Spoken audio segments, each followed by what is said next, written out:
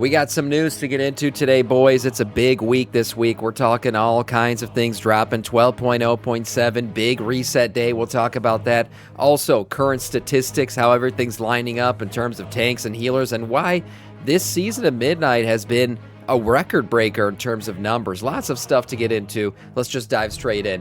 Oh, watching the news? No, not today, boys. I have a special announcement for you today.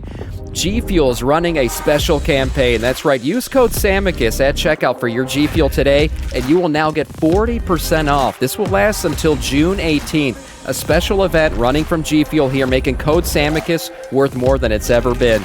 Use G Fuel like I do every day to play at your top level, boys. New formula here. Really good stuff. Try it if you haven't already. Again, use code Samiccus at checkout. Extended maintenance times for 12.0.7. Look, I'm excited for reset day just as much as you are, but it's going to be a while. Let's just say that. We got 8-hour maintenance planned for maintenance day on 12.0.7 drop, and it's going to be a long one, as I said before, 8 hours for NA. EU will probably be a little bit less. Maybe we won't take up the full 8 hours of time, but I would just say plan to not really play that much on this Tuesday. So, yeah, patch is dropping, but it's going to be an extended maintenance for sure, a big one. Look, what are we getting out of it? Well, first off, you're going to get some Twitch drops this week, so don't forget that. Twitch drops will be happening this week. You can get yourself the Cotton Candy Gurgle. I talked about this earlier in the week. Watching 4 hours of this shit degenerate stream or any other higher quality stream out there for WoW will get you this Cotton Candy Gurgle. You can add them to your little trophy list of all the other gurgles that Twitch drops have been giving this year. Yeah, it's cute. It's cute and it looks cuddly, and it reminds me of cotton candy. So there you go. Moving on. The power-up of the Omnium Folio. Guys, we already know all about this. I've talked about this ad nauseum at this point, just getting into the Omnium Folio and what it's going to be. It's a power-up thing.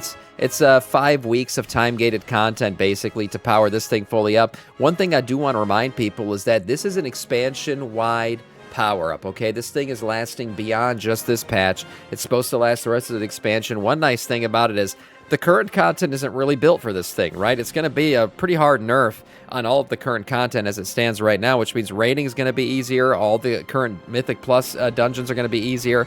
I expect people to really start pumping out higher keys. I mean, right now, I think the highest key out there done is a 24 or 25. I'm expecting that to go up. I'm expecting more Mythic raiding to occur because of this Omnium Folio and more people to get AOTC. Hey, you're looking at them, maybe.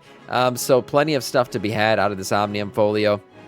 If you're excited for it, if you're not excited for it, either way, it's really going to buff everybody for the rest of this expansion, especially the rest of this patch.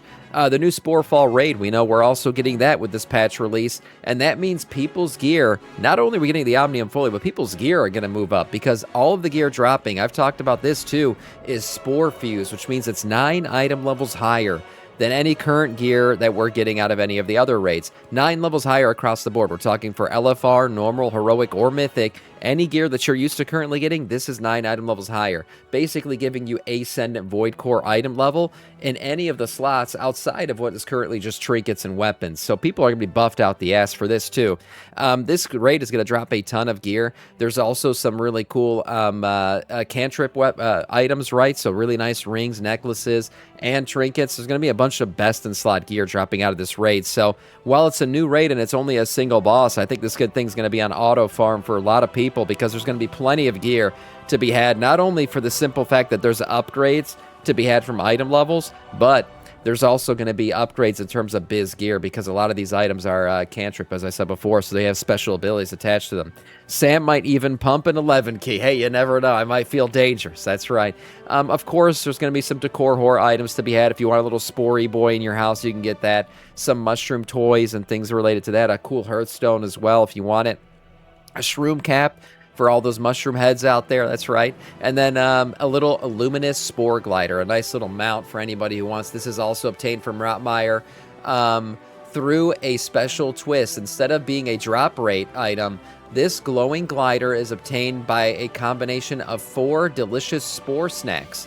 Players will likely receive 1 per account per week by defeating the boss on any difficulty, which means you can easily obtain, everyone can get this mount basically for doing the boss 4 separate weeks. So there you go, a nice little mount token for everybody who wants to get an extra mount. And honestly, this is a pretty nice one. I think this thing's pretty cool. It's a nice little change up on the Dragonhawk mount that we currently have. So there you go. Also, any players who are currently PvPing, recent hotfix went into effect where you can now actually complete your Slayer's Mastery progress. That's right, there was a quest that was evidently broken, overcoming the unknown rage-riddled drifter. This quest is supposed to be part of a rotation of quests that pop up every day, and for some reason this thing was not popping up for a lot of people. Recent hotfix just fixed that, so this quest should be showing up for you. So if you're a PvP Andy and you've been trying to get your Slayer's Mastery title, you should be able to do it now. So there you go. You should get the Void Slayer title, I should say, from the Slayer's Mastery achievement. So there you go. PvPers, rejoice. And now moving on to some really cool stuff here. I was reading this. So, Midnight, breaking records. That's right, absolutely shattering records, actually. We're going to look at some numbers here in terms of rating participation, which is often an indicator of health of the game, right? Number of people rating, hey, that means a lot of people rating means it's a healthy game. Barely anybody rating means shit, this thing's falling off, time to go play Guild Wars 3. Here's the thing. We're going to look at the numbers right now from the last couple expansions, and it's going to be very evident to you which expansion is absolutely cranking. So first of all, Shadowlands, okay? Looking at the Shadowlands numbers, there's a story behind these. I don't know if you guys were around during this time, but there was something called COVID that slapped us during this. Hello, everyone. What's up, Snack? How's it going, man? There was a thing called COVID, right? And it hit pretty hard during Shadowlands, which sent us all home. And what do degens do when they're stuck at home? Well, they jerk off and they play WoW. And both of those charts, if we could track the jerk-off rate, I'm sure that would have been crazy too. But for rating in general, the numbers absolutely skyrocketed because of COVID. Everyone was stuck home, so people were forced to raid. The good thing is Blizzard absolutely shattered that success by releasing one of the worst patches known to WoW history, patch 9.1. Absolutely disgusting patch that basically solidified the fact that their great success due to COVID was going to absolutely fall through the ground as well. So there you go. Shadowlands saw a very successful Season 1, followed by very unsuccessful Seasons 2 and 3. And that's really because the content was just so shit that they absolutely wrecked the fact that people were stuck at home. They'd rather watch paint dry than play Shadowlands. So that was what happened there. As I said before, there's an easy story to tell why the charts look like they do. Moving on to Dragonflight, which was really a rebuild of the base of World of Warcraft. We saw a restructuring of talents, a restructuring of all kinds of things happening here, and really a relaying of the foundation. I keep talking about this. Dragonflight's really a foundation-laying expansion. I think it was a good expansion. Overall, worst part of Dragonflight, probably the story. Not the best story out there, not the most exciting story, but overall, the content was fun. And the rating content certainly showed that. So besides the first season of Shadowlands, which again I said was, yeah, a COVID fever dream, Dragonflight did up the ante a little bit more rating that we saw here. You see the green lines are the 3 seasons of Dragonflight, and yeah, the numbers were a bit better than what we saw in Shadowlands, so that was good. One thing about Dragonflight that a lot of people talk about is stability. We saw stability throughout the season, no real kind of high peaks or low valleys, just kind of a stable number. Anyone who started playing Dragonflight really did play it the rest of the expansion, and that was a good thing to see from Blizzard. Now, The War Within. A lot of hype behind this one, right? The start of the World Soul Saga. Chris Metzen coming back, swinging his schlong around on the stage. Everyone getting all excited. He's calling out Horde and Alliance. What did that lead to? Some pretty damn good numbers for rating for the most part. So, yeah, The War Within started with a lot of hype. You can see the high lines shooting off for every season, actually. Looks like every season started out with a good amount of hype. And, yeah, really, since COVID, we hadn't seen these kinds of numbers. So people are back at work now. We see people have been reintegrated in society, which means, hey, you're not going to benefit from those stay-at-home workers anymore, but what you are still seeing is World of Warcraft was creating better content, I think, overall, and that was bringing a lot of good numbers in. So, yeah, The War Within, bringing some of the highest numbers we had seen in quite a while, and it was pretty good, I think, in terms of raid content. The War Within started out a bit difficult. We saw Mythic Plus was really difficult to start with The War Within, one of the harder seasons we've seen in quite a while, where Dragonflight was bringing us really easy stuff. For some reason, they cranked up the ante again with The War Within. I don't know what it was about that decision. It was pretty stupid, honestly. But yeah, Mythic Plus became very difficult, which I think pushed more people into raiding, actually, which is probably why we saw some really high numbers here. But overall, The War Within, pretty healthy expansion when it came to raiding overall. And now getting into Midnight. The current content, where does it currently stand, boys? And well, it's setting absolute fucking records. Look at these numbers. Midnight Season 1, we see the blue line here, and I think it's pretty evident. It's a bit higher than the rest of the lines. That's right, pre-experienced, yeah. Look, WoW is, Midnight has its issues. It's got its things here and there, but one thing you can't say is that it's not a popular expansion. It sure is. Midnight rating scene right now is crushing things, absolute records. Things we haven't seen since probably the Emerald Nightmare, which really was based off of Legion's just enormous success, right? We saw Legion was absolutely cranking, so Emerald Nightmare did pretty good. But for overall, Midnight, the raiding scene is pretty easy, I would say. I think people really like the 3-tier launch of the raid system. I think that's been a really good thing, kind of launching raids separately. Really made the season feel longer, feel extended, and feel more exciting for a longer period of time, keeping people involved in raiding for this season. And then we're also seeing a really easy season when it comes to Mythic Plus. And I think Mythic Plus does feed into raiding. When you're seeing a really easy season of Mythic Plus, people are getting geared out. Thank you, Yas, for the sub, man. I appreciate that. You're seeing people get geared the hell out, and they're also deciding, hey, I'm going to jump into raiding. I'm going to try Mythic raiding. I'm going to try different versions of the raid. And it's seeing a lot of people interacting with the raid for the first time. Also, boys, barrier to entry dropped add-ons. I talked about add-ons oftentimes being a barrier to entry when it comes to raiding, and I'm not lying. Guys, it was a barrier to entry. People who are new to the game, some people might be playing Midnight as their first WoW expansion. There are Midnight babies out there being born every day. And one thing that stopped a lot of people from raiding a lot of times was they would get into raid and get kicked because they didn't have a freaking add-on. That's gone. That shit doesn't exist anymore. You could totally raid with the base game UI right now. That's what I do, and that's what a lot of people do. And it's pretty easy to do. Yes, Lura has her little symbol matching shit, and of course there's some add-ons out there that'll help you click the symbols that you need to get right, and so you could track it better. But there are no weak auras automatically telling you what to do anymore, which means there are no required add-ons anymore to do any of these fights. And I think that's led to a lot of success. Overall, difficulty I think has been pretty good. Honestly, first bosses in these Midnight raids have been a bit more difficult, I think, than most first bosses we've seen out there. Use another death knight. Yeah, Kale Sauce, thank you for the sub, man. Thank you again. I appreciate that, coming in with that hot prime 34 months in a row. Easier to get gear equals easier to kill bosses, etc. Not saying it's a bad thing. No, that's totally right, Cyclone. I agree. And that's why I'm saying I think the easiness of the Mythic Plus season right now, which I think is probably one of the easiest seasons we've had. Dragonflight was easy. This season of Midnight's been extremely easy, leading people to get geared, which makes them more comfortable to jump into raid if they have. Jesus Christ. Mike muted. Yeah, fuck you, Ratbull. You made me look, you bitch. Thank you for the 500 bits, though. I appreciate that. Look, it brings people to raiding because they're not afraid to jump in. When you're geared out the ass, you get a little bit brave, right? You're starting to feel a little bit, husky and ready to go. So people jumping into Midnight raiding for the first time, a lot of people who've never raided before jumping into raiding for the first time. I think that's something that's definitely bringing people in. And then the tiered release system of the raids, I think, built up excitement for quite a while. It's like a rolling snowball where people kept getting excited to jump into raid because it felt like new raids were releasing for the first 3 weeks of this expansion, which really built up the excitement. As I was saying before, I would say, though, raid difficulty in Midnight, while Jesus, another 500 bits. Chat, your champion is here. That's right. Thank you so much, Ratball. 500 more bits. Look, when it comes to raiding, I think the difficulty is good for not having add-ons, but it is not the easiest. I would say the first raid bosses of all these, including what you got right now with the single boss raid, right? It's not the easiest we've ever seen. That tic-tac-toe board and stuff, those were a bit more difficult than I would say first raid bosses have been. But I would also say throughout the raid, the mechanics are more visually appealing. You can see things better.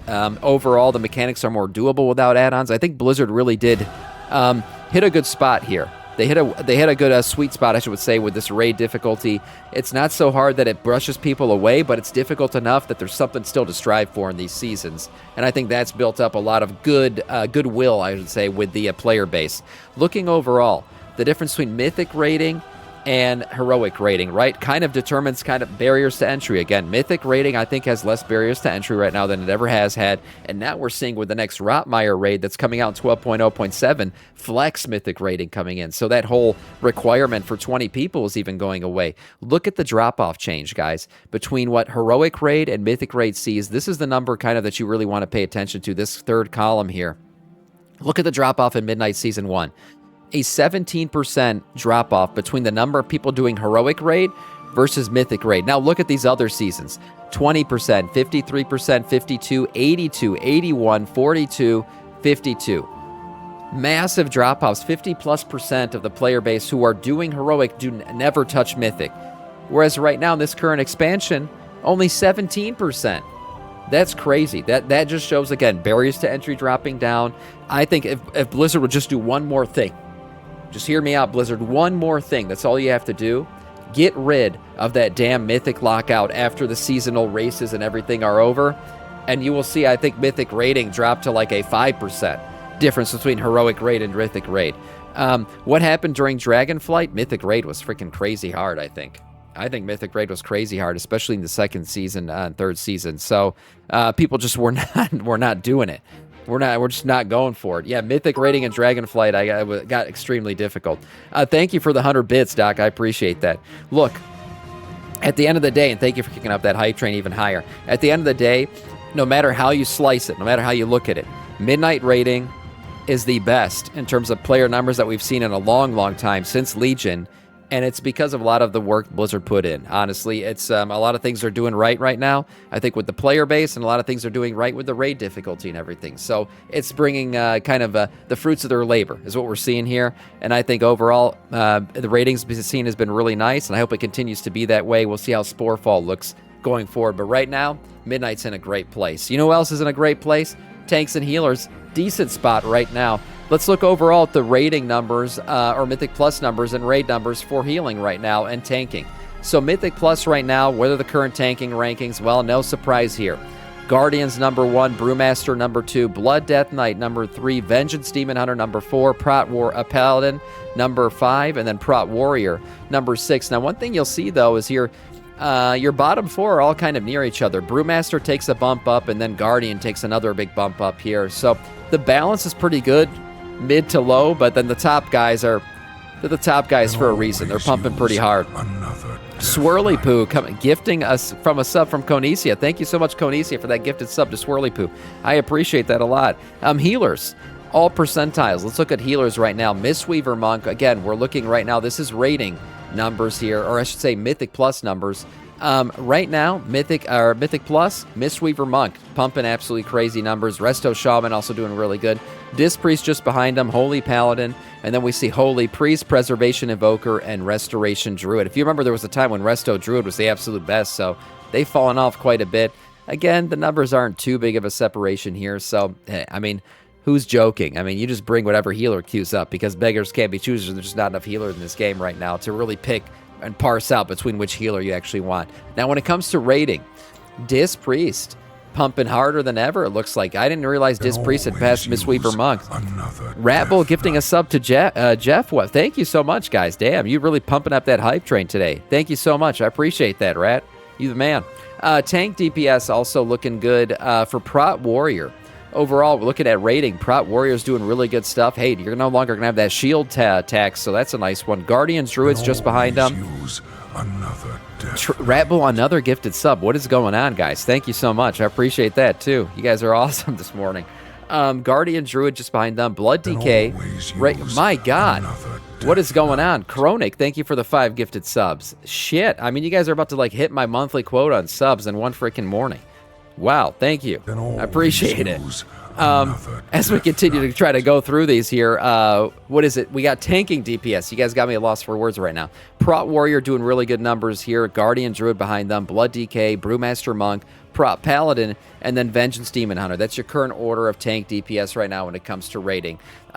Overall, I think things have been decently balanced. Honestly, yes, we've seen right now Guardian Druid just absolutely take off. It's been crazy ridiculous right now what we're seeing with Guardian Druid. They've nerfed him a little bit, pulled him back to the pack, but for now, they are absolutely pumping. Chat's throwing subs at you to shut up, Sam. Well, that's too bad because we got one more article to go through here, boys. Another 5 gifted. My God, Doc Dynamite. Thank you, man. And Ratbull with 1,000 bits. I mean, I might just pay my mortgage off with this stream today. Thank you so much. Holy crap, man. This is a crazy news cycle this morning. One more thing to talk about here. Blizzard issues announced their cease and desist from some private servers here. We got Ascensions with their Warcraft Reborn project receiving a cease and desist order and RICO Act, basically telling them to shut the fuck up and go home. Because Classic Plus is coming out. I've talked about this for a long time now, and I told you guys this back before Turtle WoW received their cease and desist order, that the day we see Blizzard go after these private servers, we know Classic Plus is just around the corner, and we're seeing it continue here. So yes, Classic Plus hitting, its stride right now. It's going to be announced during BlizzCon. I think that's a foregone conclusion at this point. And the private server game, if I advise anybody on career opportunities right now, I'd say don't launch any fucking private servers. It's a bad idea. Blizzard's going to come after your ass. And for today, that is all in terms of news.